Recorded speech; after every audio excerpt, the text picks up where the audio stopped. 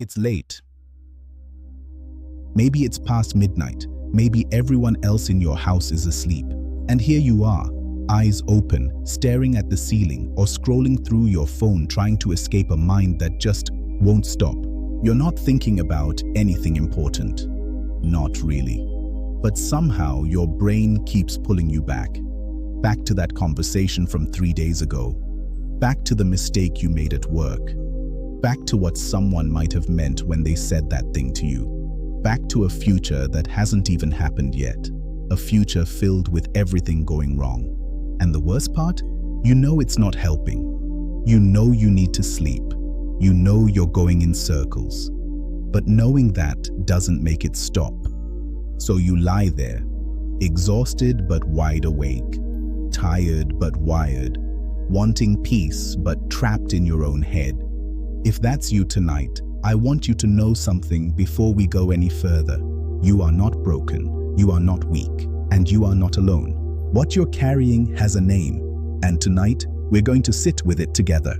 Overthinking is one of the most exhausting things a human being can experience, and almost no one talks about how heavy it really is.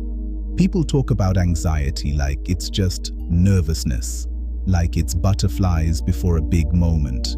But what you're dealing with is different. It's not just nerves. It's a constant background noise in your mind that never fully turns off.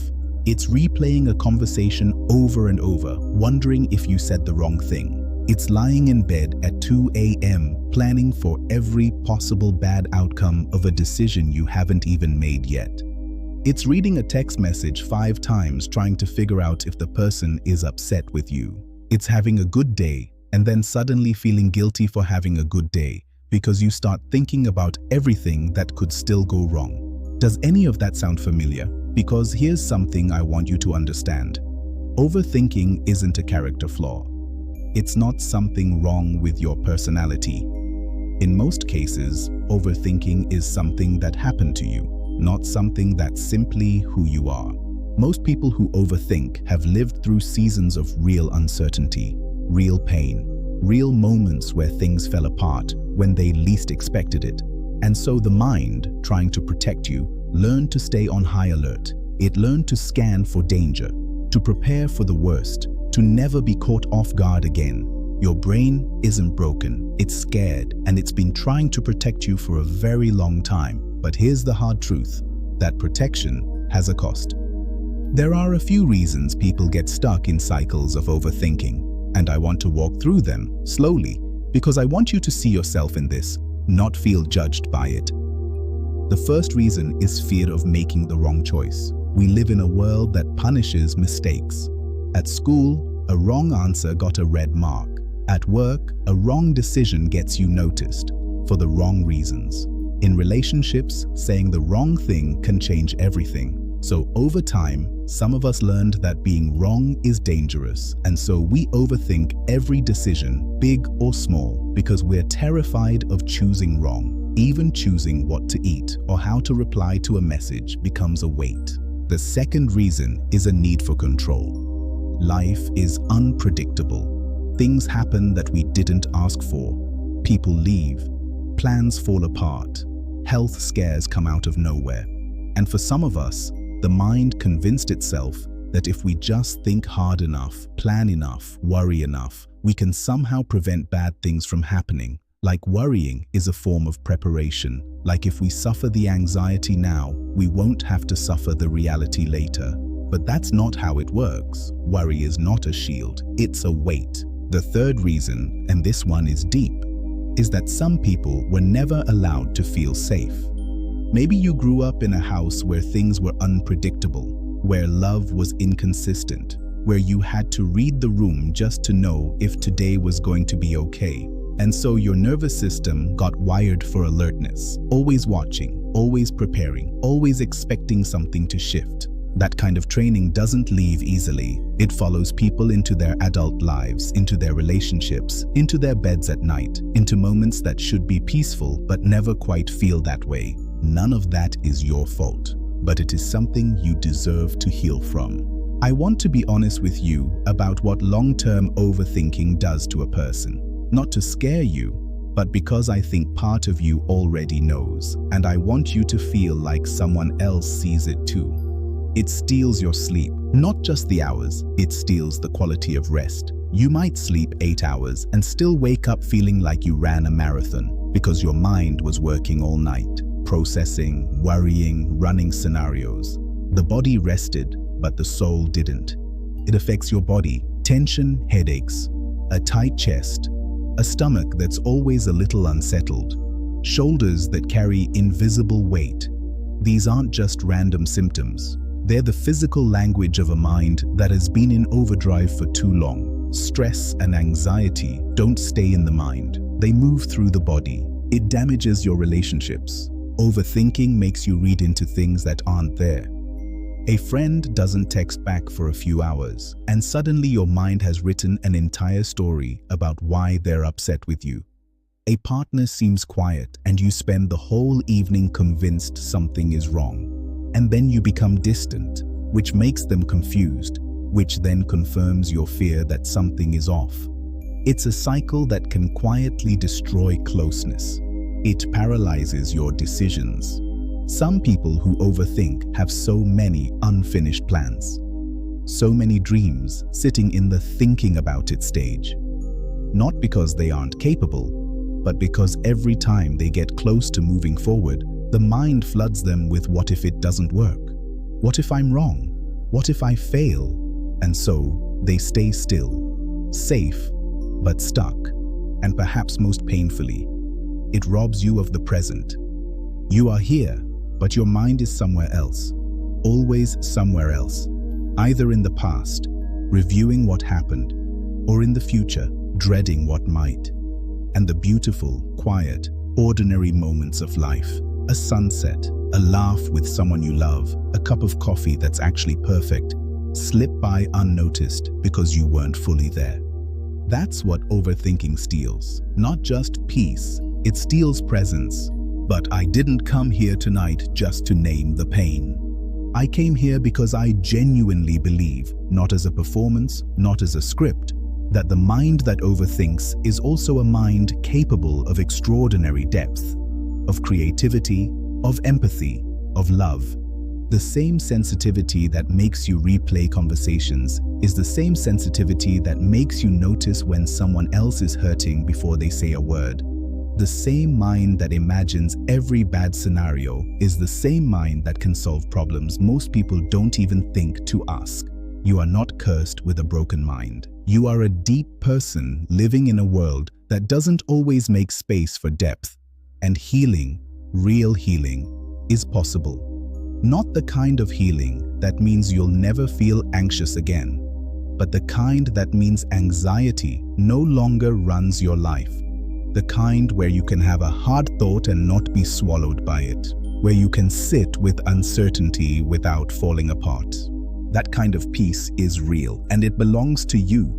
There's a verse I want to share with you, not to preach, but because these words have held a lot of people in their darkest, quietest hours.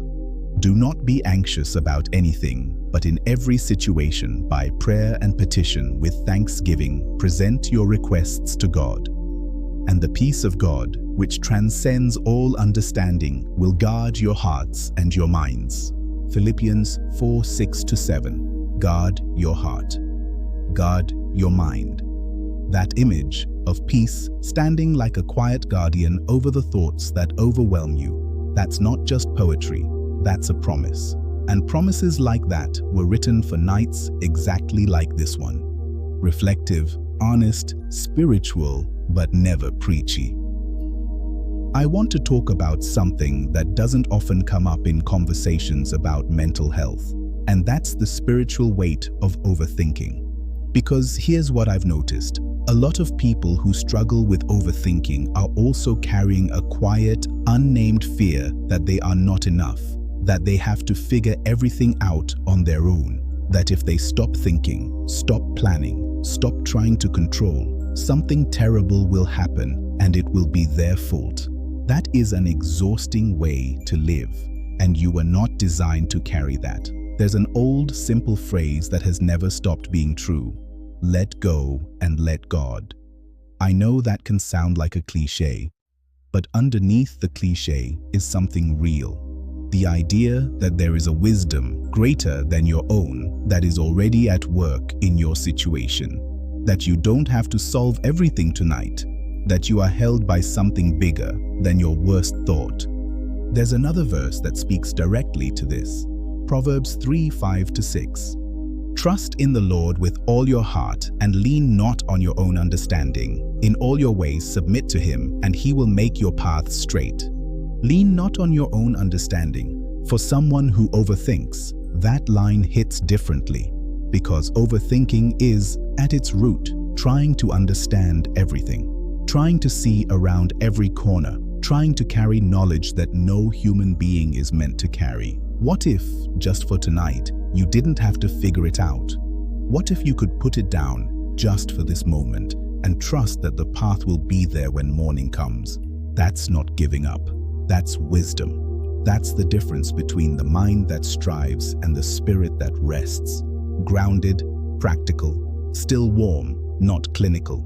Okay, let's talk about what you can actually do, because I know you need more than just good words tonight.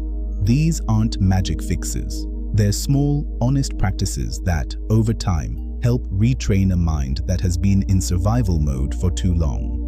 1. Name what you're thinking. Don't just feel it. When your thoughts start spiraling, write them down, not to analyze them, just to get them out of your head and onto paper.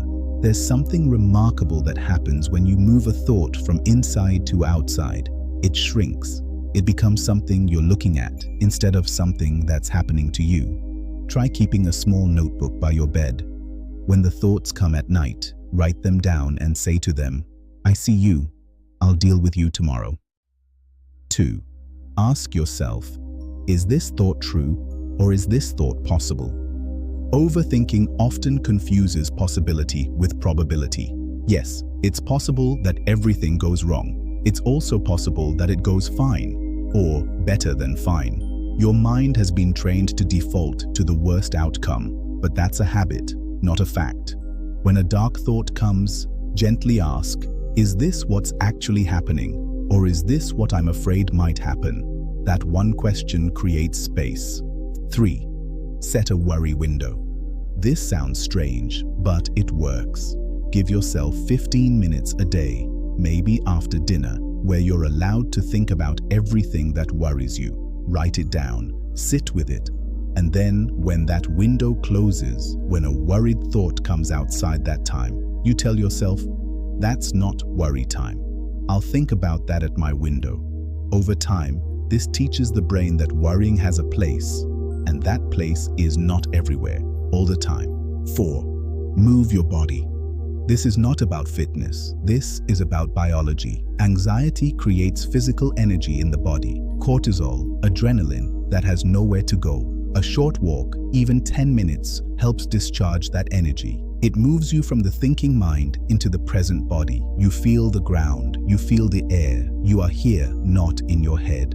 5. Practice a nightly release. Before you sleep, try this. Sit quietly for 2 minutes.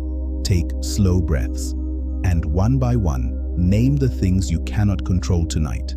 Say them quietly. I can't control how that conversation will go.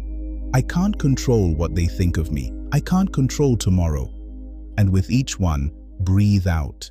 Let it go, not forever, just for the night. And then, speak something true over yourself, even if you don't fully believe it yet. Something like, I have done what I can today. I am safe right now. Tomorrow has enough grace for tomorrow, because it does. Soft, closing in warmly, like the end of a long conversation with someone who cares. We're near the end of our time together tonight, and I want to say something directly to you, the person who made it this far. You clicked on this video for a reason. Maybe you just needed someone to understand. Maybe you needed someone to tell you that what you're going through has a name and that it's survivable. Maybe you needed a reminder that you're not losing your mind. You're carrying too much in it. Whatever brought you here, I'm glad you're here. You are worth more than the worst thought your brain has ever produced. You are more than your fears. You are more than your unanswered questions and your unresolved worries.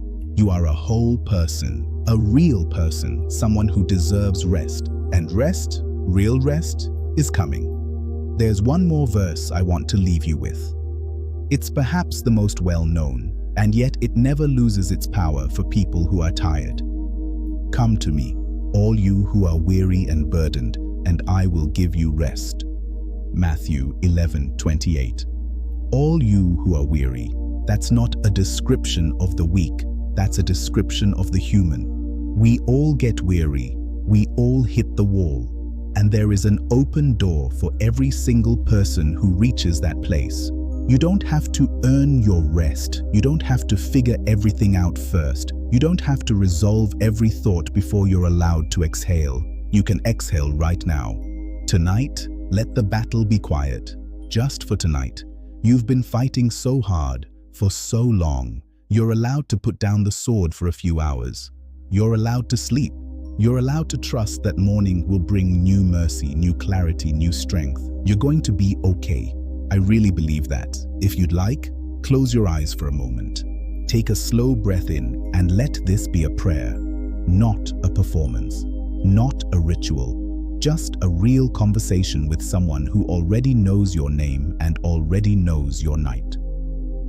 God, I don't know exactly who is listening to this right now, but you do. You know their name. You know how long they've been awake. You know the thought that keeps circling back. You know the fear underneath the fear, the one they haven't even said out loud yet. So I'm asking you tonight to meet them right there. Not when they've got it together, not when they've figured it all out. Right here, right now, in this room, in this quiet, in this tired and tender moment. I'm asking you to do something that no amount of thinking can do. I'm asking you to bring peace to a mind that has been running for too long. Quiet the noise, Lord. Not forever, just enough for tonight. Enough for them to breathe. Enough for them to feel that they are held, that they are seen, that they are not alone in this. For every thought they cannot stop, be bigger than that thought.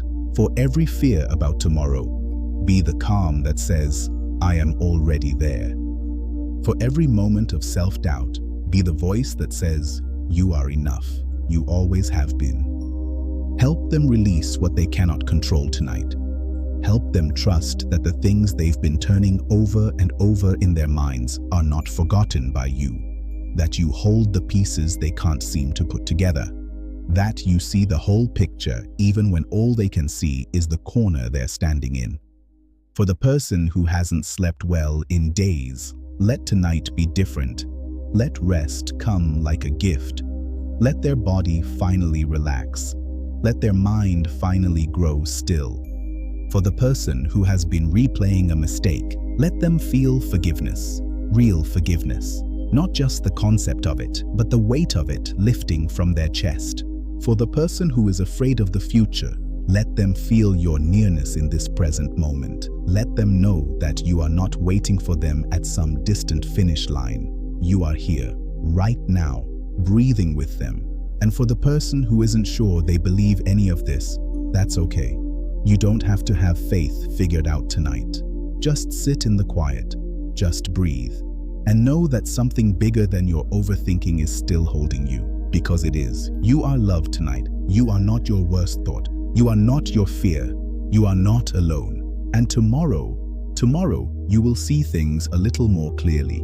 Not because everything will be solved, but because you rested, because you let yourself be held, because you made it through this night, and you will make it through the next one too.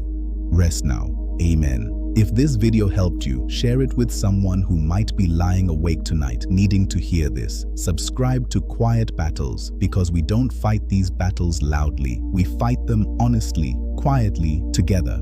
Good night. Rest well. You deserve it.